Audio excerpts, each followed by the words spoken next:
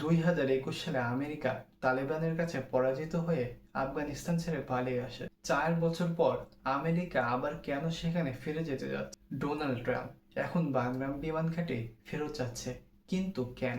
আফগানিস্তান ছেড়ে আসার 4 বছর পর হঠাৎ এই ঘাঁটির প্রতি এত আগ্রহ কেন? এটা কি শুধু একটি বিমান ঘাঁটির জন্য, নাকি এর পিছনে লুকিয়ে আছে নতুন ভূ রাজনীতি? এখানে আমেরিকা, চীন, রাশিয়ার স্বার্থ জড়িয়ে আছে।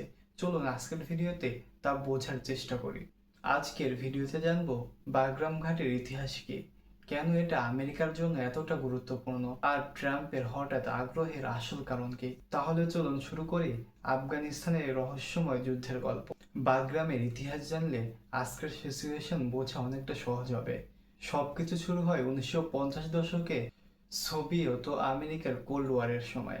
সোভিয়েত ইউনিয়নের সহযোগিতায় তৈরি হয় এই বাগরাম বিমান ঘাঁটি। পরবর্তী সময়ে 1979 সালে সোভিয়েত ইউনিয়ন আফগানিস্তানে প্রবেশ করে। তখন এই বাগরাম ঘাঁটি হয়ে ওঠে তাদের প্রধান কমান্ডার সেন্টার। এখান থেকে চলতো বোমা বর্ষণ, অস্ত্র সরবরাহ আর গোয়েন্দা নজরদারি।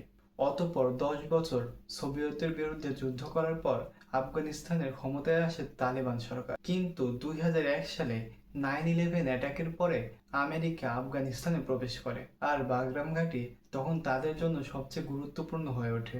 20 বছর ধরে এখান থেকে পরিচালিত হয়েছে যুদ্ধ। 2021 সালের জুলাই মাস মার্কিন সেনারা রাতের আধারে আফগানিস্তান ছেড়ে পালিয়ে আসে।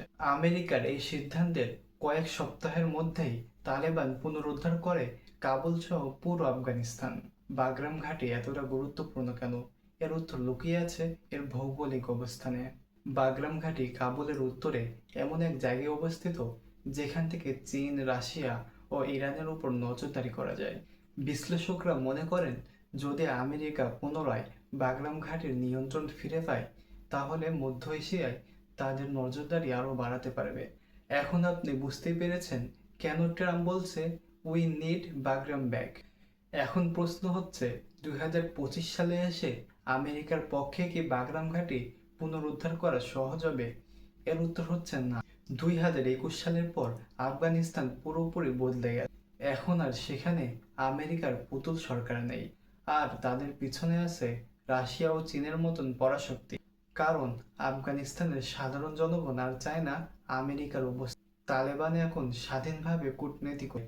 2021 সালে সেনা প্রত্যাহারের পর আমেরিকার প্রতি বিশ্বাস উঠে গেছে তাদের পুতুল সরকারের লোক। তাই ট্রাম্প চাইলেই আগের মতন সহজে এখন বাগরাম বিমান ঘাঁটি দখল করতে পারবে না। ইতিহাস বারবার দেখাচ্ছে আফগানিস্তান বাইরের শক্তির কাছে কখনো মাথা নত করে না।